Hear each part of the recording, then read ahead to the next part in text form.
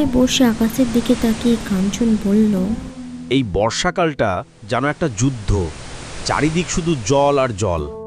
না, বাড়ি যাই, এক্ষুনি বৃষ্টি নামবে মনে হয়। বৃষ্টি হলে সমুদ্র উত্তাল হয়ে যাবে। কই গো গিন্নি, কোথায় গেলে? ও, তুমি ফিরে এসেছো? তাড়াতাড়ি বাড়ির ভিতরে এসো। ভালো করেছো তাড়াতাড়ি চলে এসেছো। আমি তো চিন্তায় বেছিলাম, আগেরবার বর্ষায় যা হয়েছিল। হ্যাঁ, যা বলেছ, আগেরবার তো কোনোভাবে বেঁচে খেয়েছি। কিন্তু মাছ তো ধরতে হবে, নইলে আমরা খাবো কি? আজ 3 দিন হলো চুলায় আগুন জ্বলেনি, এবার তো না খেতে পেয়ে মারা যাব। ঠিক কথা বলেছ গিন্নি। এই বর্ষা আমাদের যে আর কি দেখাবে সে স্বয়ং ভগবান জানেন। এখন তিনি একমাত্র ভরসা। এই গল্প হলো হরিহরপুর গ্রামে বাস করা কাঞ্চন নামে এক মৎস্যজীবী আর তার বিপরীত ধর্মের পরম বন্ধু রহিমকে নিয়ে। তিনিও পেশে মৎস্যজীবী। কাঞ্চনের পরম বন্ধু রহিম বলল, এই বর্ষায় যে আর কি কি দেখতে হবে তা আল্লাহ জানেন। মাছ ধরতে যেতে পারছি না, রোজগার নেই। এই বর্ষা এলেই আমাদের দুর্দিন শুরু হয়, রোজগারপত্র হয় না, ঠিকমতো খাওয়াটাও জোটে না। হ্যাঁ বাবা, আমাদের স্কুল বন্ধ, বন্ধুদের সঙ্গে দেখাই হয় না, আর ভালো লাগে না। কবে যে এই বর্ষাটা কাটবে, আমি আবার খেলতে যাব। পরদিন সকালে কাঞ্চনের স্ত্রী দৌড়ে এসে বলল, উঠো গো শিগগির, উঠোনে জল। আহ, কি বলছো? এবার কি হবে আমাদের? ঈশ্বর আমাদের এইভাবে পেটে লাথি মারলেন? আরে না গো, ভগবান আমাদের কথা শুনেছেন। দেখবো চলো উঠোনে কত মাছ ভেসে এসেছে। হ্যাঁ, কি বলো গো? তাহলে তাড়াতাড়ি চলো। হ্যাঁ, জালটা নিয়ে তাড়াতাড়ি চলো।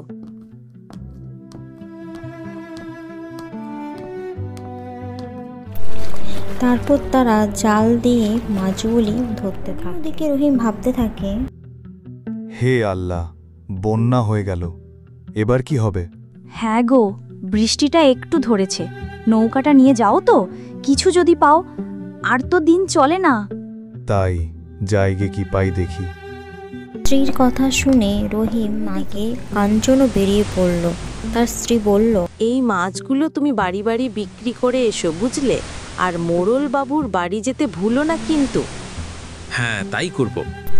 যাওয়ার পথে তার পরম বন্ধু রহিমের সাথে দেখা হয়। কি বন্ধু, কি ব্যাপার? আর বলো না, ঘরে কিছু নেই। আজ যদি না কিছু পাই, তাহলে তো আমার মেয়ে সুলতানাও ঠিকমতো খেতে পাচ্ছে না। কান্নাটা শুনে দুঃখিত হলাম বন্ধু। তুমি কোথায় যাচ্ছ? এই মাছ বিক্রি করতে। মাছ কোথায় পেলে? আজ বৃষ্টির জলে ভেসে এসেছে। গিন্নি বলল মোড়লের বাড়ি মাছ নিয়ে যেতে, আর বাকি যেগুলো থাকবে সেগুলো বাড়ি বাড়ি বিক্রি করতে। ও, চলো এক কাজ করি, তুমি আমার সঙ্গে চলো মাছ বিক্রি করতে। মাছ বিক্রি করে যা টাকা হবে সেটা থেকে কিছু টাকা তুমি নিয়ে বাড়ির জন্য কিছু কিনে নিয়ে যাও। বেশ, তাই ভালো, চলো তুমি আমার নৌকায় চলে এসো।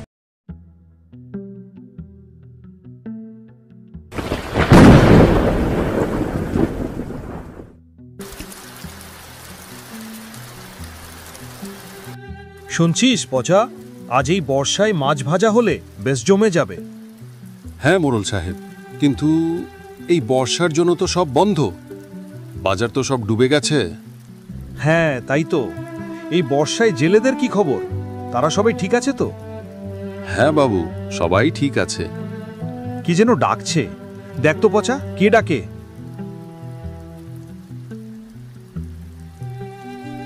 মোড়ল সাহেব, ও মোড়ল সাহেব, কি ব্যাপার? মোড়ল সাহেবকে কিসের দরকার? এই যে ওনার জন্য মাছ নিয়ে এসেছি। কিরে তোরা এখানে এই সময়? এই যে আপনার জন্য মাছ নিয়ে এলাম। মাছ কই দেখি। জানিস তো আজ খুব মাছ ভাজা খাওয়ার ইচ্ছে হচ্ছিল। আমি এক্ষুনি পচাকে তাই বলছিলাম, দে দে মাছগুলো দে। তোরা এই এত বৃষ্টিতে মাছ নিয়ে এসেছিস, তোদের আমি মাছের দামটা বেশি দেব। দুজনের চোখ আনন্দে চকচক করে উঠল। পুটলিটা মোড়ল সাহেবের কাছ থেকে নিয়ে তারা বাকি মাছগুলো বিক্রি করে আসে।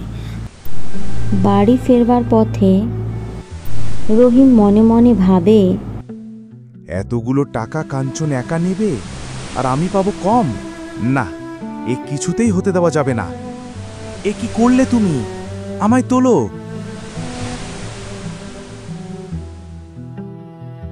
তুমি একাই সব নেবে তাই না? আমাকে ভিখিরির মতো হাতে কয়েকটা টাকা দিবে? বেশ হয়েছে। তোমার এত লোভ, টাকার জন্য তুমি আমাকে জলে ফেলে দিলে। আমার টাকা চাই না, তোমাকে আমি সব টাকা দিয়ে দেব, দয়া করে আমায় ওপরে তোলো। রহিম হাসতে হাসতে নৌকা থেকে পড়ে যায়। কাঞ্চন সাঁতার কেটে উপরে ওঠে। দেখলে তো বিশ্বাসঘাতকদের কি পরিণতি হয়।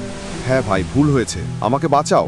আজ তোমার পরিবারের জন্য আমি তোমাকে বাঁচাচ্ছি, নইলে আমি তো দূরে থাক, তোমার আল্লাহও তোমায় বাঁচাতে আসতো না। এই নাও, এই টাকাটা রাখো। এই নাও, এই টাকাটা রাখো। আর হ্যাঁ, পারলে মেয়েটাকে কিছু কিনে দিও। আমায় ক্ষমা করে দিও বন্ধু, টাকার লোভ আমায় অন্ধ করে দিয়েছিল। বন্ধু, আমি ক্ষমা করার কে? চলি, ভবিষ্যতে আমাদের যেন না আর দেখা হয়।